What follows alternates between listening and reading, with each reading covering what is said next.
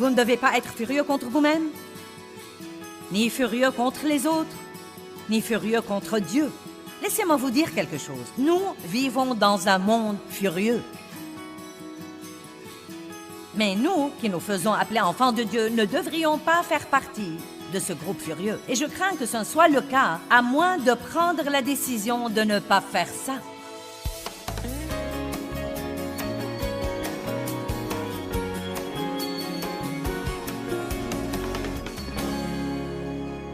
Qu'est-ce que les dissensions?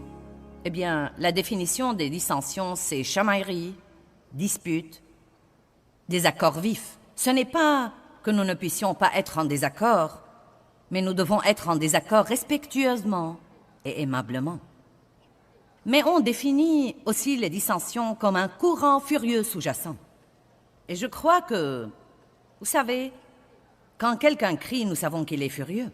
Quand quelqu'un crie et vous dit pourquoi il est furieux, vous savez qu'il est furieux. Mais que dire des gens qui feignent que tout va bien dans leur vie et qu'ils prétendent être heureux et paisibles et ont le visage souriant?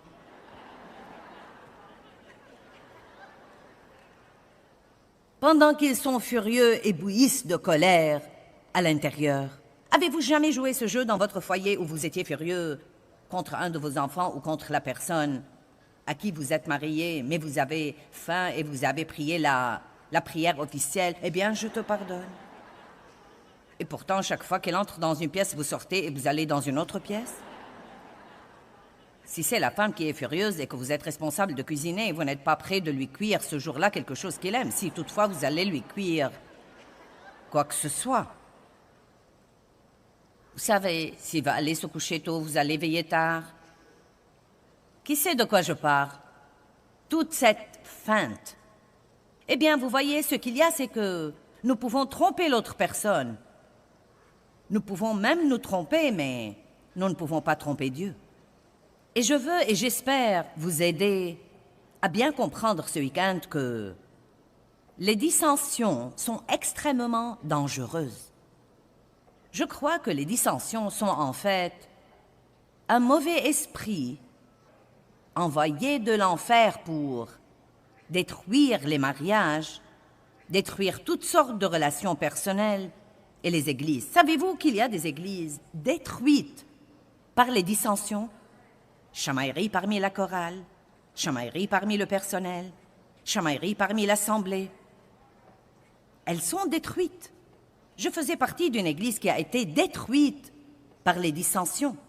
Le rebut qui est dans le monde aujourd'hui est assez mauvais, mais c'est triplement mauvais si c'est dans l'Église.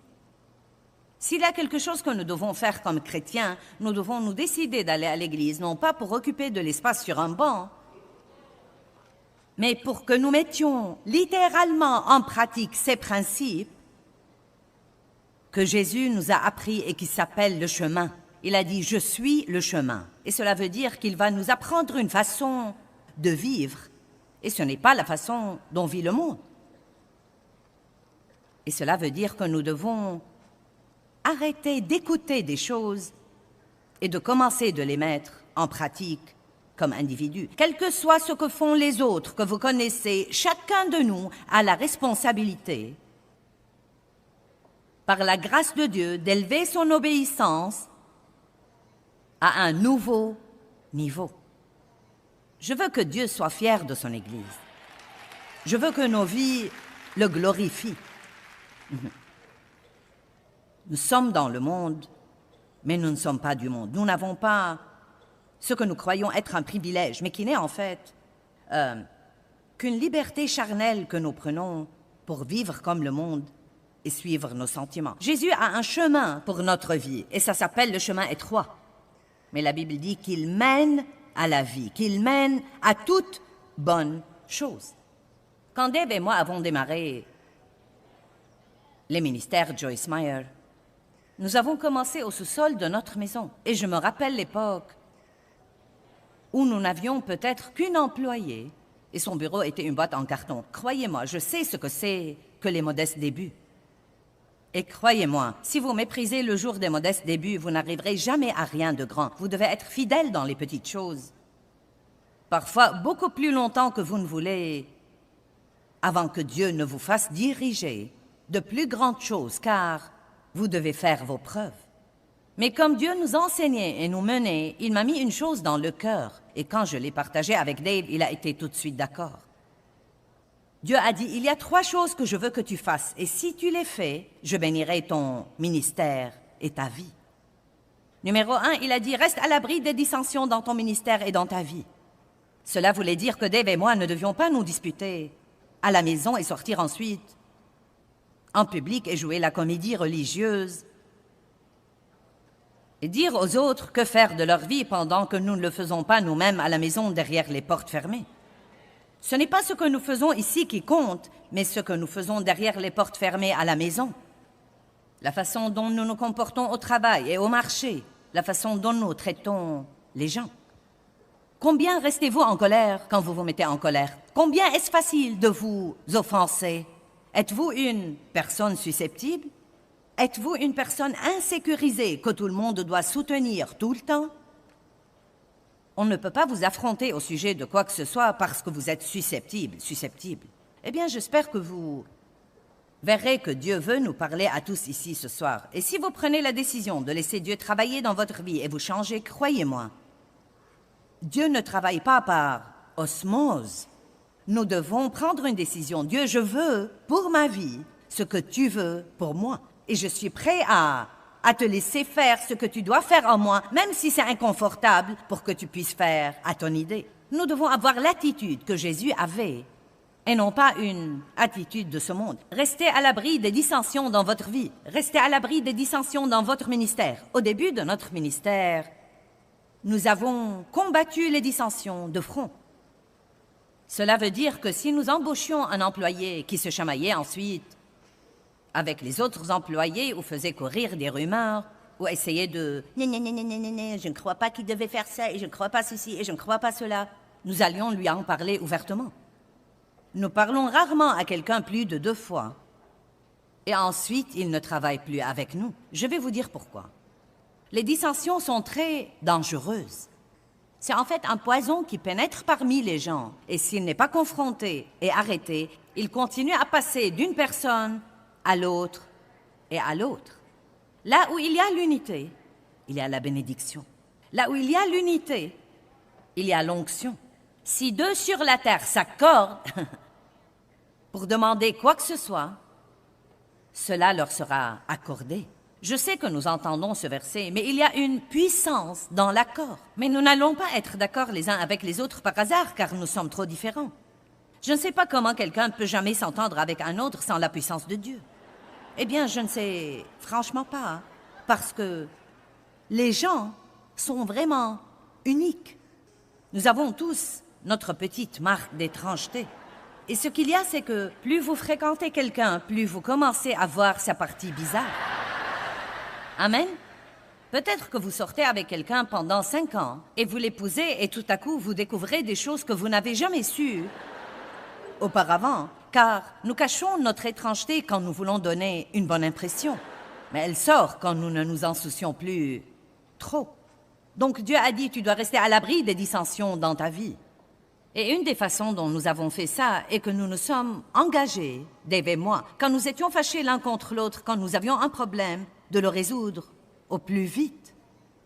Je me suis engagée devant Dieu à ne jamais monter en chair pour prêcher comme un poseur, à ne jamais monter en chair si j'avais de l'amertume et du non-pardon dans le cœur, et que coûte, je devais m'humilier sous la main puissante de Dieu, je devais résoudre les choses avant de monter prêcher la parole de Dieu. Je ne crois pas que la parole de Dieu sera ointe si elle est prêchée par un poseur. Et il doit y avoir l'onction de Dieu sur le message.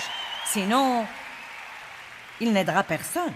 Quel que soit ce que je dis, s'il n'a pas vraiment l'onction du Saint-Esprit, il n'aidera personne. Ce n'est sûrement pas ma belle et charmante voix qui vous captive, mais c'est l'onction du Saint-Esprit sur la parole de Dieu qui captive les gens, parce qu'ils écoutent la vérité, qui les met en liberté. Mais elle doit être ointe. Nous devons tous porter une forte onction de Dieu, que ce soit dans le rôle parental, ou dans les affaires, ou quoi que vous fassiez, vous devez être loin. Et un des moyens les plus rapides pour entraver et étouffer l'onction de Dieu dans votre vie, c'est de poser, en ayant beaucoup d'amertume et de ressentiment et d'offense, dans le cœur, pendant que vous mettez un sourire sur le visage et vous vous comportez comme si tout était vraiment bien. La deuxième chose que Dieu m'a dite, fais ce que tu fais avec excellence. L'excellence n'est pas l'extravagance. Cela veut dire faites le mieux que vous pouvez avec ce que vous avez. C'est une autre série d'enseignements. Je n'irai pas plus loin maintenant. Et la troisième chose qu'il a dite, sois toujours une personne d'intégrité. Et cela veut dire de faire ce que vous dites que vous allez faire et d'être honnête. D'être honnête dans vos transactions d'affaires, d'être honnête dans votre lieu de travail, de donner 8 heures de travail pour 8 heures de paye, de ne pas jouer sur l'Internet quand vous êtes censé travailler, de ne pas utiliser tout votre temps de bureau pour faire des coups de fil personnels qui ne devraient pas être faits là, de petites choses. Les petits renards qui ravagent les vignes. Qu'est-ce qui détruit la vie des gens? C'est très souvent beaucoup de petites choses qui, si elles ne sont pas traitées, peuvent devenir de grandes choses qui deviennent des cauchemars dans votre vie. Jésus a dit, le voleur vient pour tuer, voler et détruire. Mais il a dit, je suis venu afin que vous ayez la vie et que vous en jouissiez et que vous l'ayez abondamment, complètement, jusqu'au débordement. C'est ce que l'œil n'a pas vu, ce que l'oreille n'a pas entendu et ce qui n'est pas monté au cœur de l'homme, tout ce que Dieu a préparé et réservé pour ceux qui l'aiment et lui obéissent promptement. Aussi grande que soit la grâce que nous voulons prêcher, nous ne pouvons pas échapper au besoin d'avoir l'attitude comme quoi nous allons travailler avec le Saint-Esprit pour lui obéir. Or, nous échouons tous. Nul de nous n'est parfait et c'est à ça que sert la grâce de Dieu. Mais la grâce de Dieu n'est pas une excuse pour mener une vie débraillée. La grâce est la puissance de Dieu pour nous aider à faire ce que Dieu nous appelle à faire. Si vous avez du mal à pardonner à quelqu'un, sortez votre Bible et regardez tous les versets que vous pouvez trouver sur le pardon, les versets que vous pouvez trouver sur la colère. Lisez-les à haute voix et demandez à Dieu la grâce de côtoyer cette personne et de la traiter avec amour et de lui pardonner vraiment. Et ça marchera parce qu'il y a de la puissance dans la parole pour vous permettre de faire tout ce que vous devez faire. Vous devez utiliser la parole comme un médicament. Si je me coupe le doigt, je n'y mets pas une aspirine. Si j'ai mal à la tête, je n'y mets pas un pansement. Vous savez prendre le médicament qu'il faut pour ce qui vous fait mal. Mais si souvent, vous lisez la parole de Dieu au hasard, vous savez, comme un devoir, vous lisez ceci et vous lisez cela. Il n'y a pas de mal à avoir un programme de lecture de la Bible et à lire quelque chose chaque jour, même si ça ne se rapporte pas à votre situation particulière. Mais en plus de cela, vous devez prendre la parole comme un médicament. Si vous êtes impatient, étudiez la patience. Si vous êtes grincheux, étudiez la bonté et l'amour. Si vous êtes en colère, étudiez la colère et le pardon et les dangers de l'offense. Si vous êtes une personne furieuse, vous n'aurez pas besoin d'un enseignement sur la prospérité. Ce n'est pas ce dont vous aurez besoin, car malgré tout ce que vous confessez pour la prospérité, tant que vous n'avez pas résolu l'autre gâchis dans votre vie, vous ne l'aurez pas. Allez, rendez gloire à Dieu.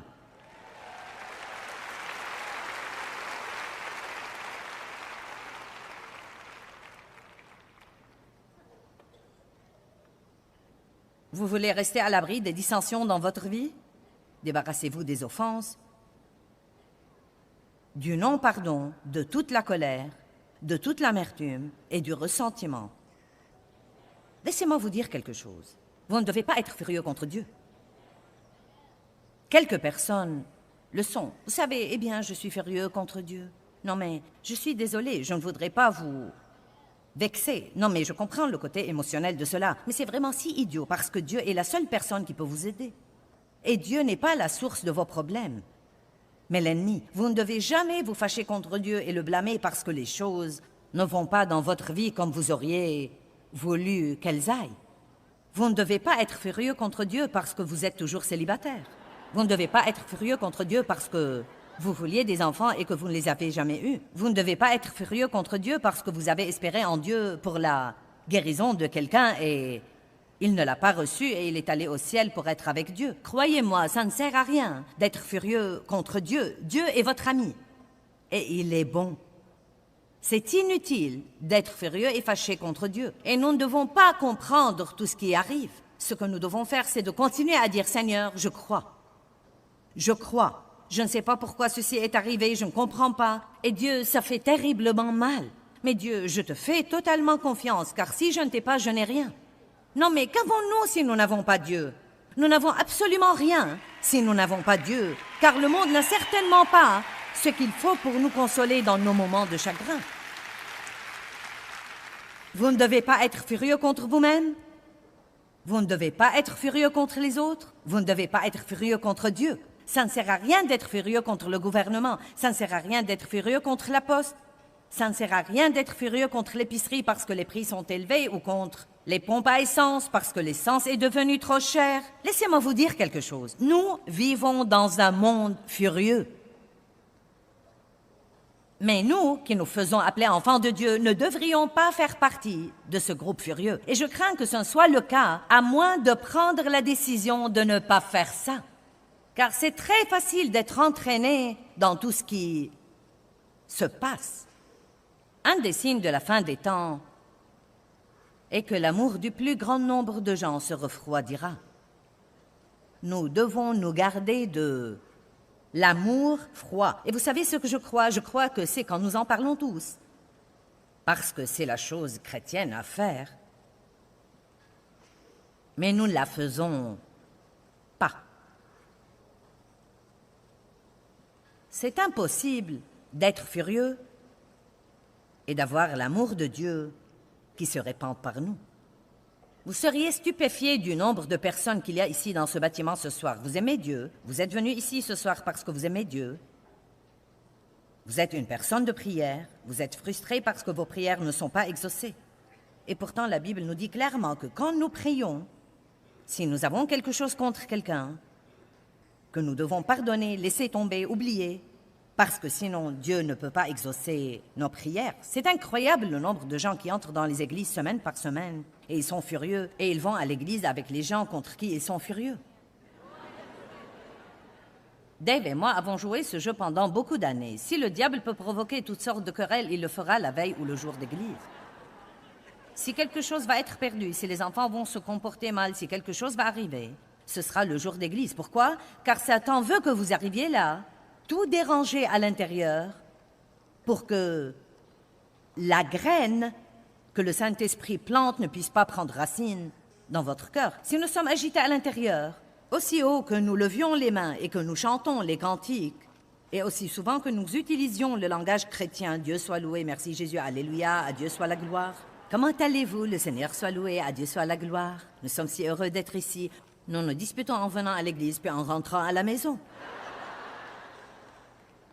Vous ne devez pas vous demander pourquoi les choses ne marchent pas dans votre vie, si c'est ce que vous permettez. Regardons Philippiens chapitre 2, verset 2. « Rendez ma joie accomplie, dit l'apôtre Paul, en vivant en harmonie, dans un seul et même esprit, en ayant un même amour, en étant en plein accord, en ayant une même pensée et un même sentiment. » Je crois que c'est intéressant. Vous savez, je ne crois pas que Paul ait suggéré cela au hasard. Je crois qu'il écrivait ça dans Philippiens aux gens qui l'ont lassé et fatigué par toute leur mesquinerie et par toutes leurs plaintes les uns contre les autres. Et il dit plutôt, comme j'aurais dit aujourd'hui, « Si vous voulez me rendre heureux, alors entendez-vous. Si vous voulez accroître ma joie, si vous voulez faire quelque chose pour moi, peut-être que Paul disait, si vous appréciez vraiment tout l'enseignement que j'ai investi dans votre vie, alors rendez-moi service. Ne soyez pas mesquins, juste entendez-vous. J'aime ce que j'appelle les employés qui n'ont pas besoin de beaucoup d'entretien. C'est quoi un employé qui n'a pas besoin d'entretien? Il vient pour travailler et il fait son travail. Il est souriant. Il ne se plaint pas. Il ne demande pas constamment quelque chose en dehors des directives. Il ne fait pas pression sur nous. Il a 1 heure pour déjeuner, il prend 1 heure pour déjeuner. Il ne pointe pas 10 minutes avant le temps de la sortie. Il arrive toujours à l'heure et il quitte à l'heure. Il rentre chez lui et il vient au travail le jour suivant. Et au jour de paye, il gagne son salaire. Il n'a pas un sens de droit acquis, comme « vous me devez, vous me devez, vous me devez », bien que je n'ai pas du tout l'intention de faire grand-chose sauf d'être un problème ici tous les jours où je viens au travail. Rendez gloire à Dieu.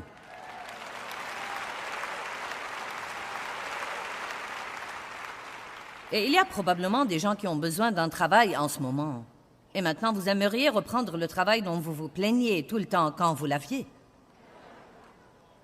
Oh, bon, je vais continuer. Ne faites rien par esprit de parti, par rivalité, conflit, égoïsme ou pour des fins indignes, ou incité par la vanité et l'arrogance insipide, mais dans un vrai esprit d'humilité. Maintenant, si nous allons parler de bien s'entendre ce week-end, nous devons beaucoup parler de l'humilité. Car là où il y a le désaccord, il y a toujours l'orgueil. Et si les gens veulent s'entendre, quelqu'un, de préférence tous les deux, mais si ce n'est pas tous les deux, quelqu'un doit prendre la position humble et être prêt à être le premier à s'excuser. Le premier à dire « je croyais que j'avais raison, mais ce n'est pas le cas. J'avais probablement tort, je suis désolé, faisons la paix. » Quelqu'un doit avoir assez d'humilité pour ne pas vouloir avoir encore une autre opinion ou vouloir avoir le dernier mot. Et vous savez, si vous croyez que vous êtes humble, vous ne l'êtes probablement pas. J'avais la série Le prix de l'humilité, mais nous n'en avons rien vendu car les gens étaient trop orgueilleux pour les acheter. Ils ne voulaient que personne voie qu'ils les prennent, de peur de croire qu'ils sont orgueilleux. Donc, si vous croyez que vous êtes une personne humble, vous avez probablement un vrai problème. Mais dans un vrai esprit d'humilité, que chacun considère l'autre comme meilleur et supérieur à lui. Et cela ne veut pas dire que vous vous dépréciez, mais cela veut dire que bien que vous deviez avoir une bonne opinion de vous-même, vous devez avoir une bonne opinion des autres aussi. Et si nous sommes honnêtes, nous saurons qu'il y a des gens dans notre vie envers lesquels nous avons l'attitude qu'ils ne savent vraiment pas ce qu'ils font et ne savent pas de quoi ils parlent. Et la vérité est que Dieu pourrait en fait s'adresser à vous ou même vous parler par ces gens. Et leur message ne passera pas à vous ou à moi parce que nous avons déjà une opinion hautaine, une opinion orgueilleuse de ces gens, comme quoi il n'y a pas moyen qu'ils puissent avoir quelque chose de valeur à nous dire. Nous devons prier Dieu, enseigne-moi par n'importe qui et par tout le monde. Enseigne-moi par les enfants, enseigne-moi par les hauts, les bas, enseigne-moi par des gens que j'aime bien et par des gens que je n'aime pas particulièrement. Dieu fait que je sois prêt à apprendre de chaque personne que je côtoie. Amen. Je crois que l'honneur et le respect doivent être rétablis dans les cercles chrétiens. Nous devons nous honorer les uns les autres, nous apprécier les uns les autres et considérer chaque personne comme étant précieuse, et non seulement les 3 ou 4 personnes dans notre petit groupe avec qui nous sommes amis, mais tout le monde. Nous devons comprendre que Dieu aime tout le monde et qu'il ne veut pas que nous maltraitions personne. Je crois que c'est extrêmement important pour Dieu. Donc il va falloir nous humilier et avoir une meilleure attitude et considérer les gens comme étant précieux et leur témoigner du respect. Verset 4, que chacun de vous respecte et regarde et considère non seulement ses propres intérêts, mais aussi qu'il considère les intérêts des autres. C'est un moyen de rester à l'abri des dissensions. S'intéresser à ce que pensent les autres. Ne soyez pas égoïste et égocentrique et ne croyez pas que vous devriez faire à votre idée tout le temps, sinon vous vous mettez en colère. Je sais ce que c'est car j'ai vécu comme ça pendant des années et des années. Si ce n'était pas à mon idée, c'était hors de question, car j'allais rester vexée jusqu'à faire à mon idée. Et je faisais ça parce que j'ai grandi avec ça. C'était en réalité ce que mon père m'a enseigné. Je l'ai vu contrôler les gens par la colère. Et donc j'ai continué le même processus jusqu'à ce que j'ai finalement compris que Dieu n'aimait pas ça et le refusait. Il veut que nous ne fassions pas à notre idée et que nous ayons une bonne attitude. Le savez-vous? Dieu veut que vous ne fassiez pas à votre idée parfois et que vous ayez une bonne attitude quand même. Je ferais mieux de dire ça à d'autres, car vous ne l'avez pas compris. Je répète, Dieu veut que nous ne fassions pas à notre idée parfois et que nous ayons une bonne attitude. Si nous voulons sacrifier, nous devons sacrifier avec une bonne attitude. Et je le dirais même à moi maintenant.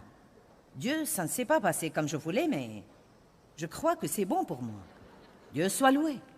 J'ai vécu trop d'années vexée parce que je ne faisais pas à mon idée, et c'est la dissension qui couve en nous. Vous voyez, quand vous sentez que les choses ne se passent pas comme vous voulez, c'est la dissension. Et elle entrave l'onction dans votre vie, elle empêche la prospérité de venir dans votre vie, elle vous vole votre paix, vous vole votre joie, elle entrave votre marche dans l'amour, et il n'y a rien de pieux à cela. Amen. J'aime le psaume 34, 14. Il dit « Éloigne-toi du mal et fais le bien. Recherche la paix, aspire à la paix et poursuis-la diligemment. » Nous devons vraiment vouloir la paix pour la garder à tout moment dans notre vie. Je prie vraiment que l'enseignement d'aujourd'hui vous motive pour résoudre tous les conflits dans votre vie et pour prendre la décision de vivre dans la paix.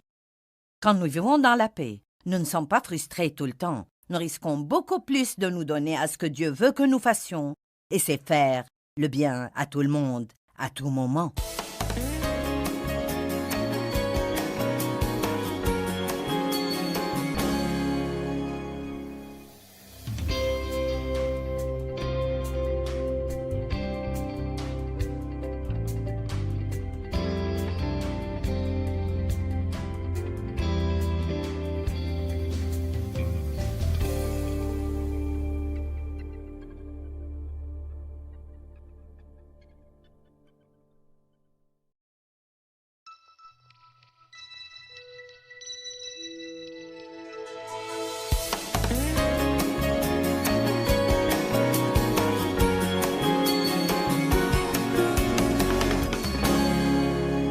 Vous savez, il y avait tant de miracles et tant de choses puissantes qui se produisaient dans la première Église. Et Acte 4, 24 dit, ils avaient un même esprit et une même voix et un seul but.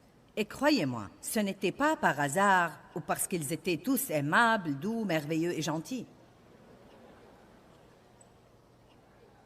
Ils étaient un groupe de gens pareils. À ce groupe, ils étaient en interaction. Les disciples étaient en interaction les uns avec les autres. Pourquoi Pierre a dit « Seigneur, combien de fois pardonnerai-je à mon frère pour la même chose ?» Combien de fois il traitait avec quelqu'un qui le rendait fou? Et ce quelqu'un était parmi les 12 disciples. Ils avaient des problèmes d'orgueil. Qui est le plus grand? C'est moi. Non, c'est moi. Non, c'est moi. Je suis sûre que Jésus était vraiment... Mais il a prié toute la nuit pour choisir les 12. Ce n'était pas par hasard. Et ils ont enduré les mêmes choses que nous endurons. Ils apprenaient des choses et ils prenaient des décisions. Prenez une décision personnelle pour votre vie. Romains chapitre 14 dit que tout homme comparaîtra devant Dieu et rendra compte pour lui-même. Je ne vais pas rendre compte pour Dave. Je ne vais pas rendre compte pour mes enfants, mes collègues, mes voisins. Dieu ne me demandera pas pourquoi Dave n'a pas fait ceci ou cela ou pourquoi mon voisin n'a pas fait ceci ou cela. Mais il demandera de moi. Et donc, quand vous avez vraiment cette compréhension, elle vous aidera à ne plus dire « Eh bien, ce n'est pas juste, tu sais. Non, mais si je dois faire ce qu'il faut, tu dois faire ce qu'il faut aussi. Même si cette autre personne ne fait pas ce qu'il faut, nous devons toujours faire ce qu'il faut parce que nous sommes responsables devant Dieu. » Acte 13, 22 est un merveilleux verset. Il dit « Dieu cherche ceux qui accomplissent tout son programme. » Tout. C'est ce qu'il dit quand il parle de David, comme quoi il était un homme selon le cœur de Dieu, bien qu'il ait fait de très vilaines choses. David avait toujours un cœur tendre envers Dieu et il était extrêmement désolé quand il s'est rendu compte de ce qu'il a fait. En convoitant Bathsheba et en commettant le péché avec elle, et même en allant aussi loin que faire mourir son mari. Il était un homme au cœur brisé. Il s'en est caché pour environ 1 an, mais quand le prophète Nathan l'a affronté et qu'il a vu la laideur de son péché, David avait ce cœur selon Dieu qui était toujours tendre et Dieu pouvait travailler avec lui. Et je sais que vous aimez Dieu. Je n'essaye pas de crier après tout le monde et de dire que personne ne s'entend avec personne et tout le monde a un cœur méchant. Je sais que vous aimez Dieu et que beaucoup de ceux qui nous regardent à la télé aiment Dieu. Vous regardez probablement une de mes émissions matinales et vous ne m'auriez pas regardé à 6 heures du matin si vous n'aimiez pas Dieu. Certains d'entre vous ont toujours les yeux ensommeillés et me voilà vous prêchant et vous disant « Vous devez faire ceci et vous devez faire cela et vous feriez mieux de faire ceci et cela. » Et la seule raison pour laquelle vous m'écoutez maintenant, c'est que vous aimez Dieu et que vous voulez grandir. Mais puis-je vous dire quelque chose? Aussi dur que soit parfois d'écouter un enseignement de rééducation, il est plus facile de s'asseoir là et de dire Amen à tout ce que je dis que de rentrer chez vous et de le mettre en pratique. Peut-être que vous dites « Seigneur, combien de fois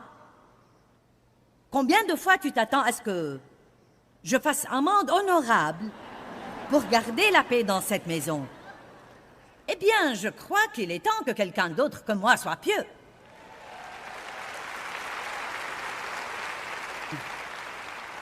Je sais ce que vous ressentez.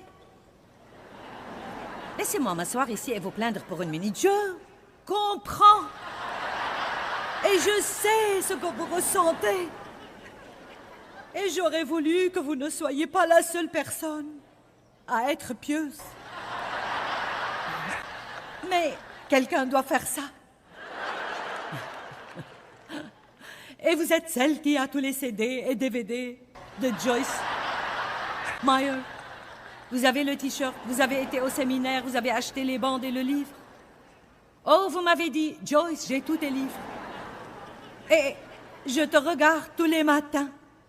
Donc, par conséquent, je crois que je peux vous demander de vous étirer un peu et de surmonter l'apitoiement sur soi. Et je peux vous demander de faire ce que Dieu vous demande de faire. Humiliez-vous sous la main puissante de Dieu.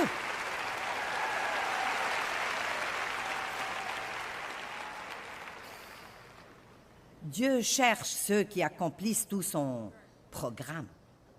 Et une partie d'accomplir tout ce programme de Dieu, c'est de savoir pardonner et pardonner rapidement, fréquemment et à fond.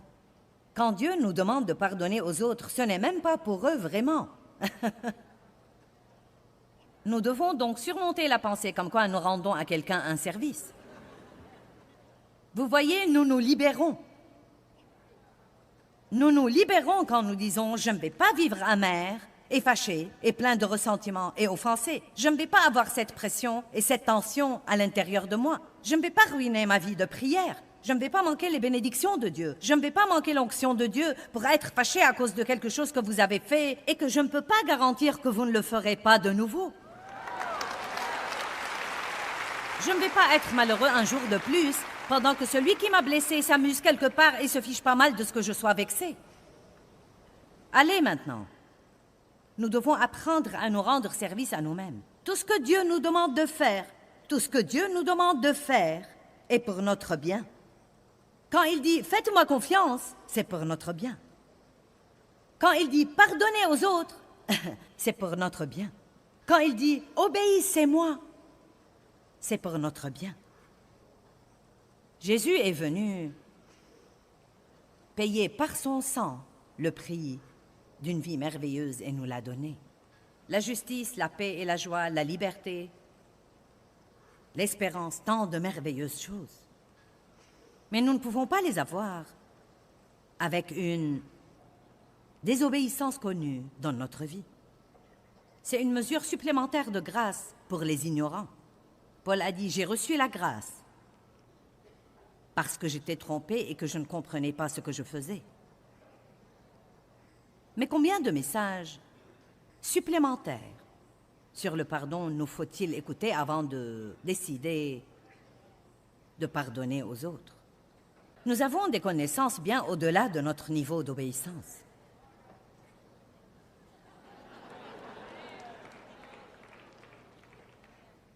Oh, je le sais.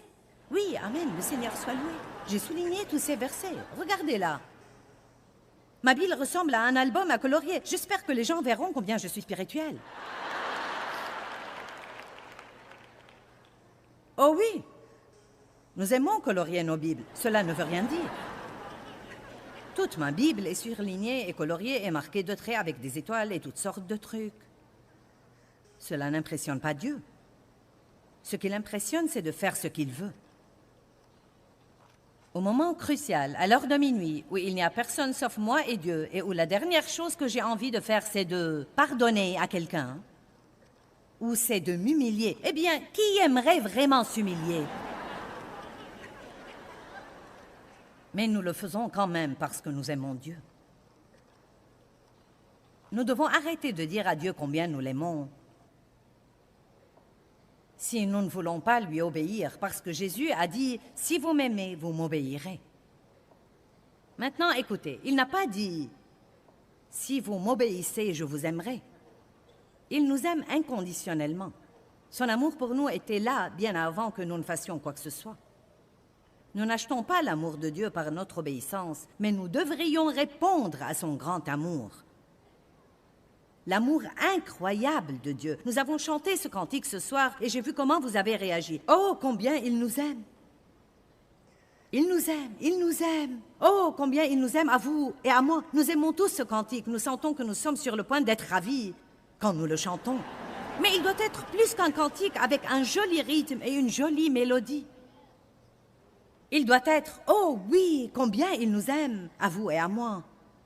Combien pourrais-je donc ne pas travailler avec lui pour être toujours le meilleur exemple que je puisse être?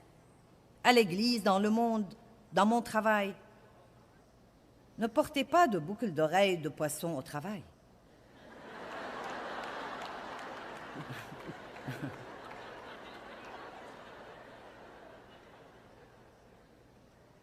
Quand vous déjeunez avec toutes les autres personnes grincheuses et que vous dites que c'est un endroit nul pour travailler. Je vous aime.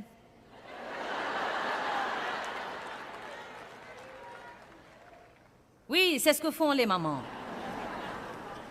Nous essayons d'aider nos enfants à grandir. Amen. 1 Corinthiens 3:3. Et oui, je suis assez vieille pour être la maman de la plupart d'entre vous. Maintenant, Paul écrivait à l'église de Corinthe. Vous savez, le groupe qui avait tous les dons de l'esprit. Les Corinthiens étaient ceux que vous voyez dans Corinthiens 1, Corinthiens 12, 13 et 14. Ils avaient les dons de l'esprit, la prophétie, les miracles, la guérison, ils parlaient en langue, ils interprétaient les langues, ils avaient des paroles de connaissance, des paroles de sagesse. Tous ces merveilleux dons d'énergie surnaturelle donnés au corps de Christ. Mais il paraît que cela ne nous rend pas spirituels.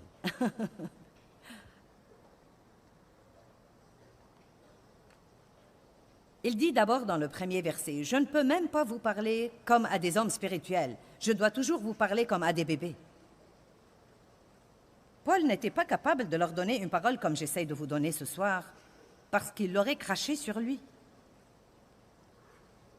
Je dis toujours aux gens que je suis une bonne maman. Je sais vous faire avaler les trucs que vous le veillez ou non. Si vous n'avalez pas, je recule et je m'y prends d'une autre façon. Amen. Je vous régale d'un dessert de temps en temps, mais la plupart de ce que je vous donne, c'est de la viande. Nous devons grandir. Nous devons avoir nos vitamines. Amen. Quand vous donnez des pêches à vos enfants, ils les aiment. Nous avons un petit-fils de 9 mois. Ensuite, vous lui fourrez une cuillère d'épinards et... Combien d'entre vous, les mamans, se le rappellent? Il court un peu partout. Et que faites-vous comme une bonne maman? Vous essayez de ramasser ce truc. Et vous fourrez la cuillère dans sa bouche encore une fois. Et ça vous est égal si ça prend 10 fois. Chaque fois, il en prend un peu et ça glisse dans sa gorge. Et pourquoi vous faites ça? Non pas parce que vous voulez lui donner quelque chose qu'il n'aime pas, mais parce que vous voulez qu'il soit sain. Vous voulez qu'il grandisse. Et Paul a dit, je n'ai pas pu vous parler comme je voulais. Je n'ai pas pu vous donner la viande de la parole. J'ai dû continuer à vous donner du lait, des tétines, des biberons, et changer vos couches. Verset 3, il dit, car vous êtes encore non spirituel. Vous avez la nature charnelle, parce que vous êtes sous le contrôle des impulsions ordinaires. Sentiments. Puisqu'il y a envie et jalousie, et querelle et médisance et dissension, dans d'autres traductions, il dit conflit.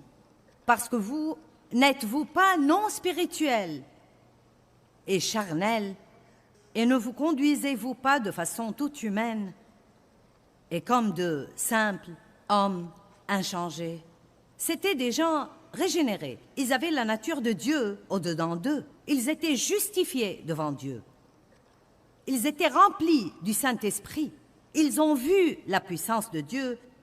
Et pourtant, à cause de la chair, à cause des émotions, à cause des mauvaises pensées, à cause des choses qu'ils disaient et qu'ils n'auraient pas dû dire, ils avaient toujours des dissensions et des problèmes parmi eux tout le temps. Si vous remettez 1 Corinthiens 3:1 dans la Bible amplifiée, laissez-moi vous montrer quelque chose d'intéressant. Cependant, frères, je n'ai pas pu vous parler comme à des hommes spirituels, mais comme à des hommes non spirituels, charnels, en qui la nature charnelle prédomine. J'ai dû vous parler comme à de petits enfants dans la nouvelle vie en Christ. Et voilà ce que dit la Bible amplifiée, encore incapable de parler. Maintenant, évidemment, ils avaient tous une voix et ils parlaient. Mais ce qu'il a voulu dire est que vous dites beaucoup de trucs stupides. Puis il continue et dit, l'un d'entre vous dit, j'appartiens à Paul, un autre dit, j'appartiens à Apollos. Et il dit, aucun de nous n'est rien, Christ est tout. Arrêtez d'être fiers de vous parce que vous fréquentez Paul. Fier de vous, vous savez, je vais à cette église-ci, et je vais à cette église-là, et je suis de cette religion-ci, et je suis de cette religion-là, et je suis. Nous devons nous rappeler que nous ne sommes rien sans Dieu, absolument rien sans lui. Et quelqu'un n'est pas meilleur que quelqu'un d'autre parce qu'il va à une certaine église ou parce qu'il monte en chair et que quelqu'un d'autre ne montera jamais en chair. Paul a dit, vous devez aller au-delà de tous ces trucs et témoigner du respect les uns envers les autres. Débarrassez-vous des dissensions, débarrassez-vous des cancans, des critiques, du jugement.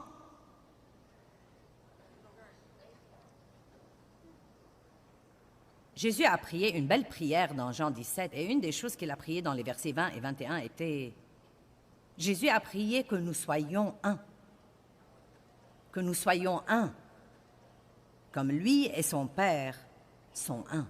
Or, certes, et je crois, eh bien, je vais probablement dire ça, la plupart de nos problèmes sont ce que j'appellerais des problèmes de gens. Presque chaque fois que nous avons un problème, quelque part, c'est à cause des gens. C'est bien entendu? Maintenant, nous ne savons pas quoi faire les uns avec les autres, mais nous ne pouvons pas nous passer les uns des autres. Et une des choses qui nous cause beaucoup de problèmes, c'est que nous sommes tous si différents. Mais Dieu a fait ça exprès. Il l'a fait exprès. Aussi l'homme laisse-t-il son père et sa mère, et s'attache à sa femme, et ils deviennent une seule chair. La chose que nous n'avons pas vraiment écoutée était « deviennent ». C'est le devenir qui est le problème. Vous épousez quelqu'un qui est le contraire de vous, il ne pense pas comme vous, il n'aime pas ce que vous aimez, vous voulez dépenser de l'argent, il veut épargner l'argent, vous voulez parler, il veut se taire. Et ainsi de suite. Vous aimez les trucs drôles, il aime la guerre. Eh bien, vous savez de quoi je parle, vous êtes propre et ordonné, vous ramassez tout, il ne ramasse rien. Vous êtes très organisé, il ne se rappelle pas ce qu'il a fait de lui-même, encore moins d'une autre chose. Il perd la voiture dans le parking.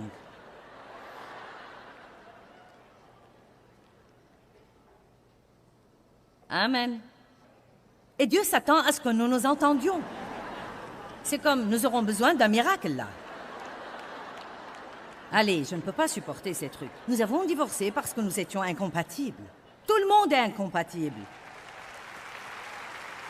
Tout le monde. Dave et moi sommes incompatibles, mais nous sommes devenus compatibles par la puissance de Dieu dans nos vies.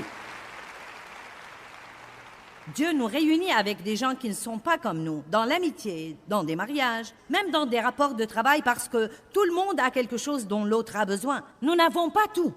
Croyez-moi, nul de nous n'a tout. Notre ministère ne serait même pas le millième de ce qu'il est si nous n'avions pas tous ces beaux gens doués qui peuvent faire toutes les choses que je ne peux pas faire. Dave et moi sommes une équipe. Il ne monte pas ici pour prêcher, mais il est extrêmement important pour ce ministère, aussi important que moi. Nous sommes tous importants et nous devons nous traiter les uns les autres comme étant importants. Donc les gens les plus difficiles à vivre sont en réalité ceux que nous côtoyons le plus. Maintenant, si vous comprenez vraiment ça, ça va vous aider. Seigneur, combien de fois pardonnerai-je à mon frère? Il parlait d'un des disciples et non pas d'un type au hasard qui était au bord de la route quelque part. Combien de fois devrais-je pardonner à mon mari? Ne peut-il pour une fois dire j'avais tort? Bien, donc combien d'entre vous savent que les hommes n'aiment pas avoir tort? Ils roulent en ville et s'égarent pour 1 heure, mais ils ne demandent pas le chemin. Parce qu'ils savent. Je sais arriver là, je sais y arriver. Donc les hommes et les femmes sont différents, pour commencer.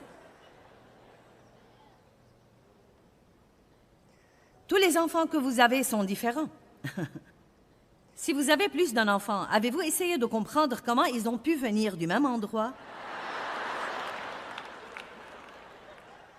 C'est comme, comment est-ce possible? J'ai une petite fille qui est si douce et propre et ordonnée et... Oh, je suis désolée que tu ne te sentes pas bien. Oh, mamie, tu as travaillé dur ce week-end. Je t'aime beaucoup, mamie. Et j'en ai une autre qui est... Hey!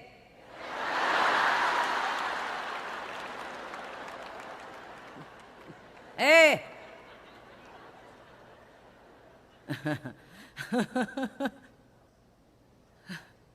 Je suis presque devenue dingue.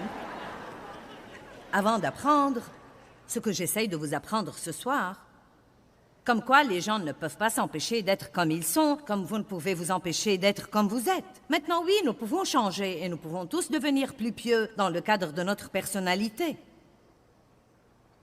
Mais si vous êtes marié à quelqu'un qui est plus relax que vous et pas tout aussi bavard, vous feriez aussi bien de laisser tomber. Parce que vous ne pourrez pas du tout l'amener à philosopher avec vous. Non, mais j'ai dit à Dave une fois, je lui ai dit, Dave, tout ce dont nous en parlons est superficiel. Nous devons parler de choses plus profondes. Je me rappelle ça, il m'a dit, écoute, c'est le plus profond que j'ai. C'est fini, je ne vais pas plus profondément que ça. Mais la chose la plus intéressante était que Dave était aussi heureux qu'il pourrait l'être. Et moi, j'étais frustrée tout le temps. J'étais si profonde. Je devais tout comprendre et je devais avoir une réponse à tout. Tout dans la vie m'intriguait. Et je parlais des choses encore et encore et encore et encore et encore. Quand nous avions quelqu'un qui parle, nous parlions et Dave allait se coucher. Il était comme... Dave était heureux et j'étais un gâchis. Nous devons regarder le fruit. Amen. Donc s'entendre avec les autres n'est pas quelque chose de facile et qui arrive comme ça. Si nous voulons nous entendre avec les autres, la Bible dit que nous devons nous efforcer de préserver le lien d'unité et la paix. En d'autres termes, si vous voulez rester à l'abri des dissensions, vous devez vous efforcer, et ce n'est pas un mauvais mot comme dissension, cela veut dire que vous devez travailler diligemment avec le Saint-Esprit pour rester à l'abri des dissensions. Eh bien, je peux vous promettre que peut-être un jour ou l'autre, certainement, la semaine prochaine, quelqu'un vous rendra fou. Et je ne suis pas négative. Quelqu'un dans la circulation, quelqu'un au travail, quelqu'un au marché. Vous entrez dans un magasin et vous essayez de payer de l'argent et... l'employé parle au téléphone avec son petit ami, comme si vous n'étiez pas là.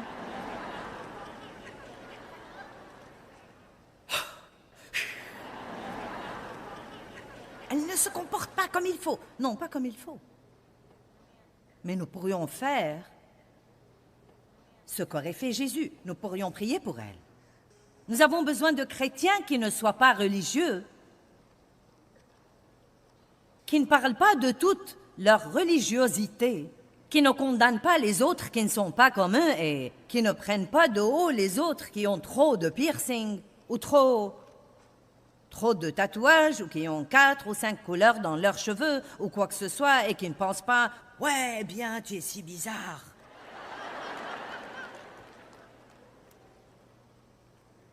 Ouh, Jésus, je m'amuse ce soir.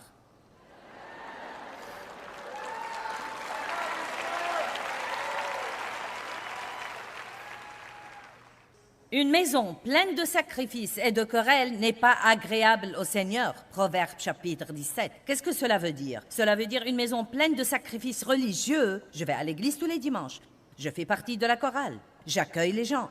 Je paye la dîme. Une maison pleine de sacrifices, mais avec des querelles derrière les portes fermées, n'est pas agréable au Seigneur. Ma question est, qu'est-ce qui se passe réellement à la maison derrière les portes fermées? Vous êtes furieux contre combien de personnes? À quel point êtes-vous facilement offensé? Combien de choses sont accumulées en vous? Et s'il n'y en a pas en ce moment, c'est merveilleux, alléluia, merveilleux.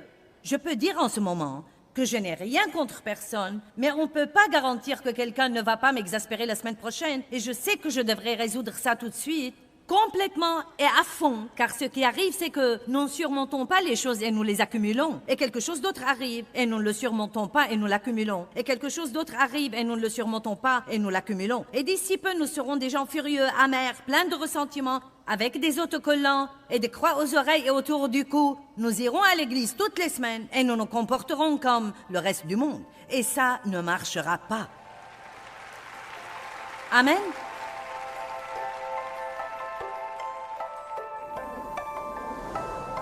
J'aime le psaume 34, 14. Il dit « Éloigne-toi du mal et fais le bien. Recherche la paix, aspire à la paix et poursuis-la diligemment. » Nous devons vraiment vouloir la paix pour la garder à tout moment dans notre vie. Je prie vraiment que l'enseignement d'aujourd'hui vous motive pour résoudre tous les conflits dans votre vie et pour prendre la décision de vivre dans la paix. Quand nous vivons dans la paix, nous ne sommes pas frustrés tout le temps. Nous risquons beaucoup plus de nous donner à ce que Dieu veut que nous fassions, et c'est faire le bien à tout le monde, à tout moment.